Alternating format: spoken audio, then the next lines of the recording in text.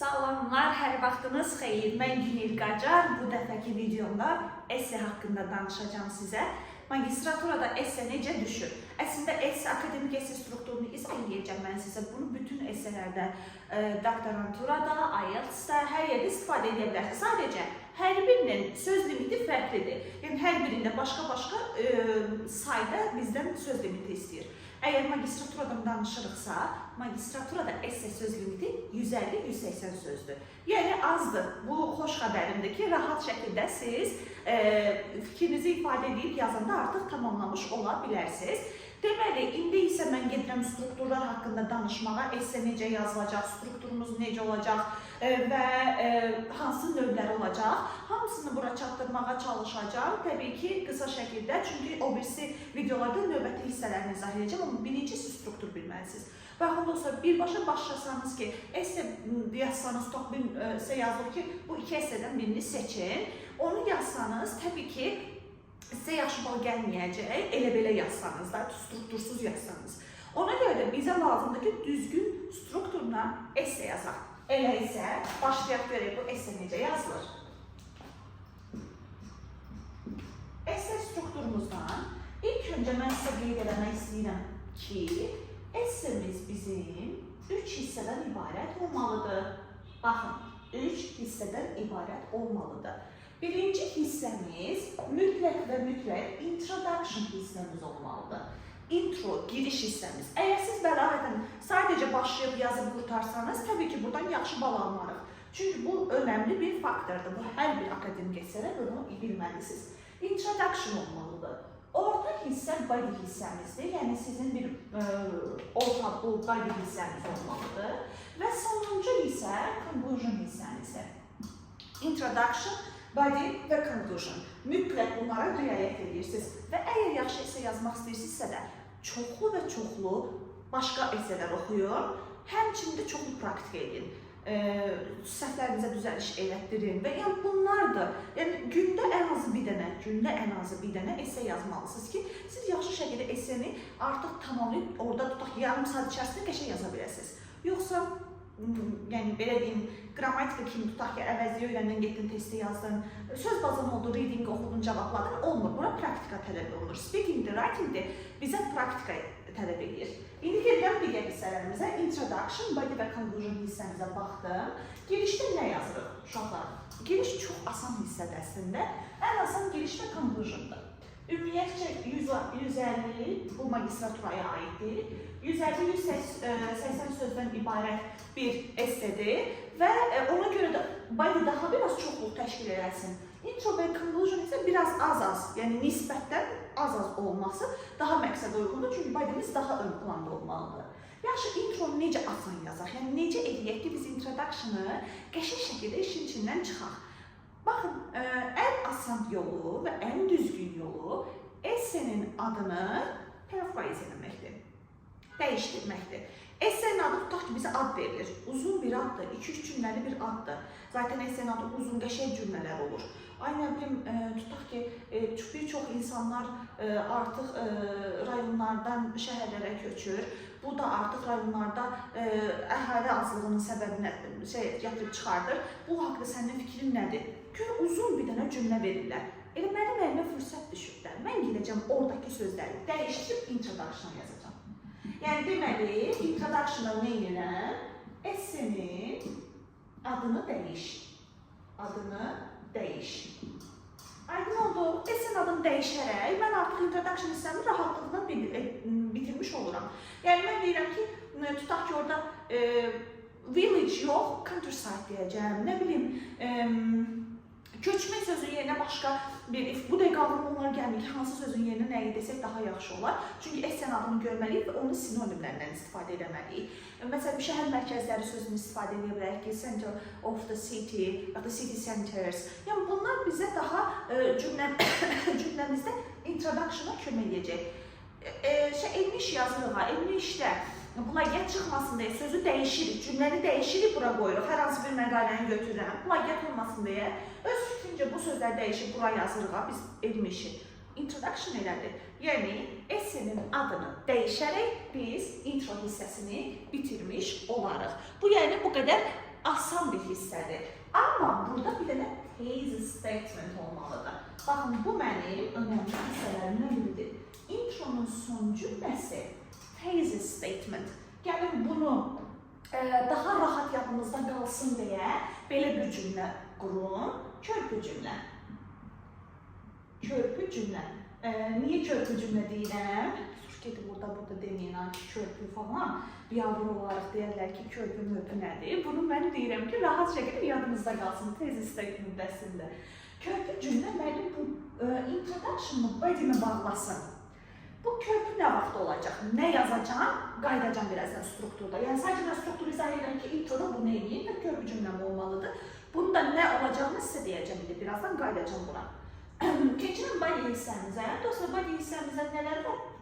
İki hissədən ibarət, iki adcısından ibarət body yazmalıyam. Body birinci hissəmizdə, məsəl üçün, firstly başlayıram. İlk olaraq, daha danışıram.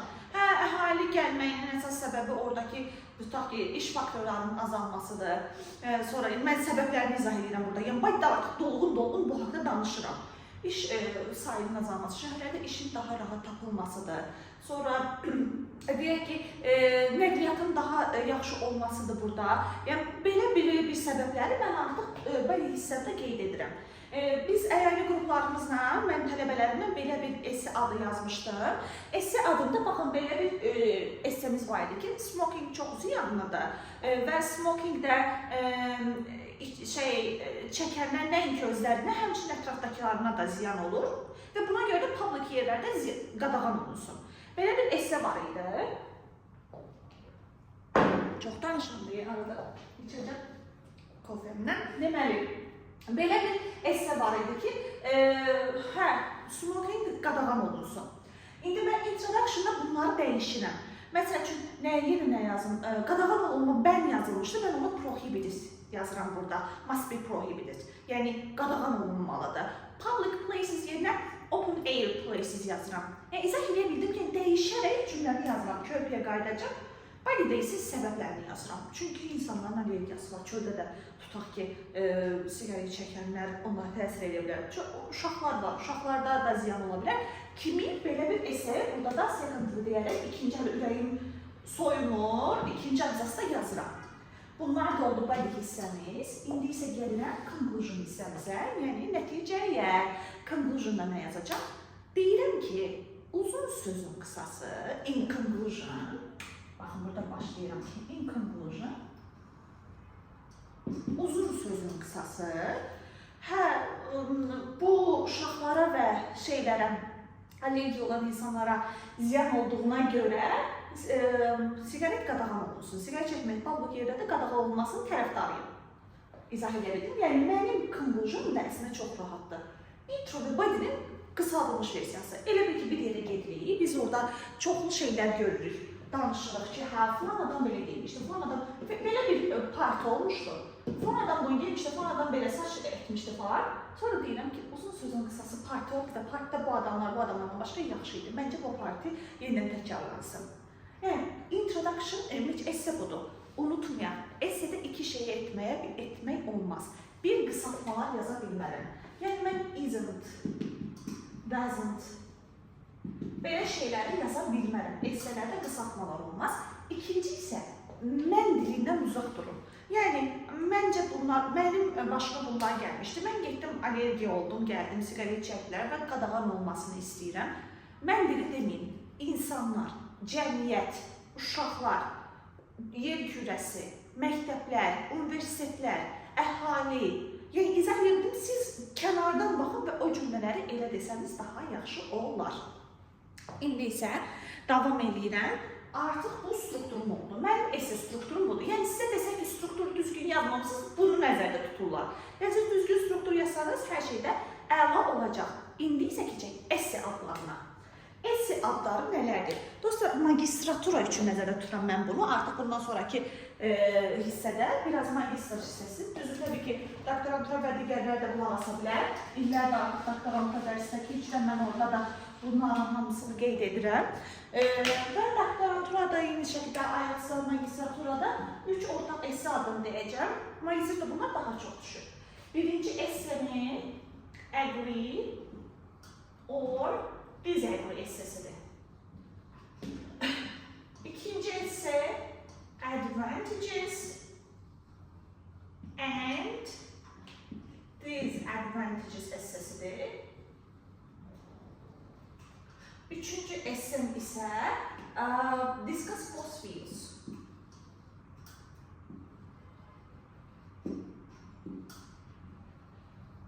Discuss both views. Yani iki fikri de müzakirə et deyə bir essedir. İndi dostlar, əzizlərim, baxın. Mənim birinci essem, bu körpü cümləyə bax, indi qayıdıram. Cümləli esse verilir mənə ad. O essenin sonunda qeyd edir ki, sən bu fikirlə razısan, yoxsa narazısan. Bax, or var, yoxsa narazısan. Yəni, esse adında deyir ki, smoking qadağan olunmalıdır.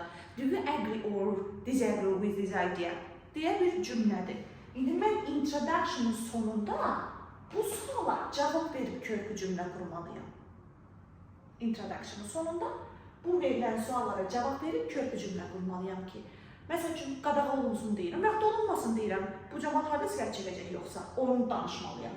İndi mən deyəcəm ki, burada mənə or deyil, baxın fikir verin, or deyil, yoxsa deyil, yəni mənə ikisindən birini seçmək hüququ verir, ikisini də yox.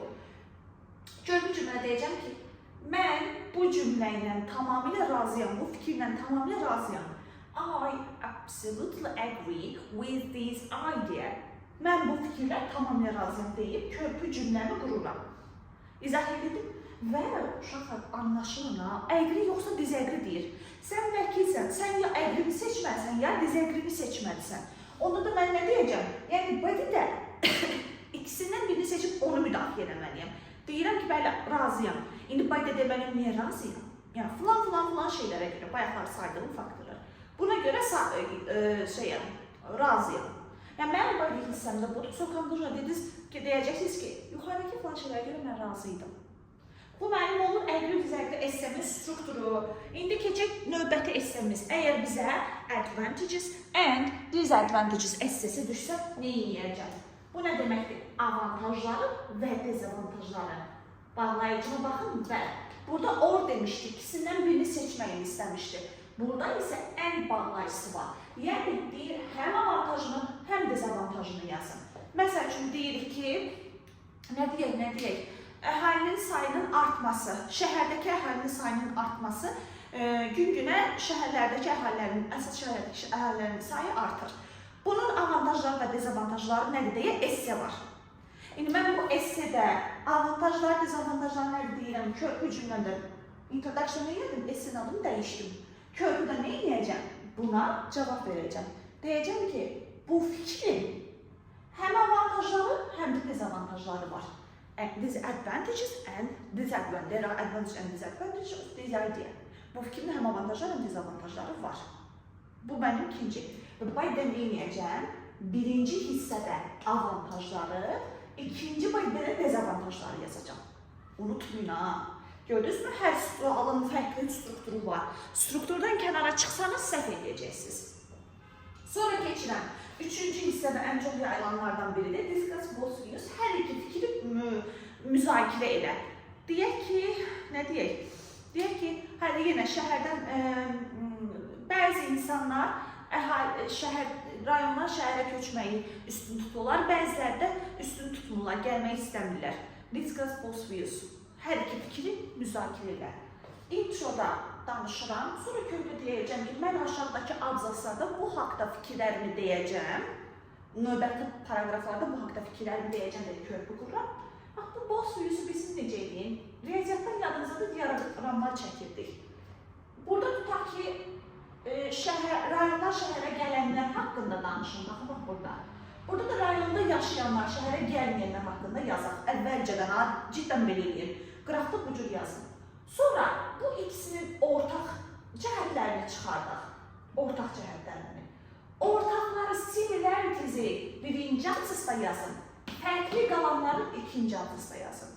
Məsələn, bir ölkənin culture budur, o bir ölkənin culture budur. Bu da ünsiyyət fərqliliklərini gətirib çıxarıb, sən bu fikri müzakirə elə deyiriksə, bir essedə. Deməli, qıraqda qalanlar, fərqli qalanları ikinci abzas, ortaqları isə birinci abzasda yazırsınız. Bu da olur mənim hər 3 essenin strukturu. Ümidvaram ki, qəşəng başa düşdünüz və strukturları artıq qarışdırmayacaqsınız. Sınavlarda və qəbulda çox yaxşı yazacaqsınız və elə burada da gəlib hansı sual sizi çaşdırdı, hansı esse adı sizi çaşdırdı, rəy hissəsindən yazarsınız. Mən də sizə o esse haqqında müəyyən qədər rəylərinizə cavab yazmağa çalışın. Özünüzə yaxşı baxın, yenə mən Günel Qacar və sizə uğurlar arzu edirəm. Bay bay.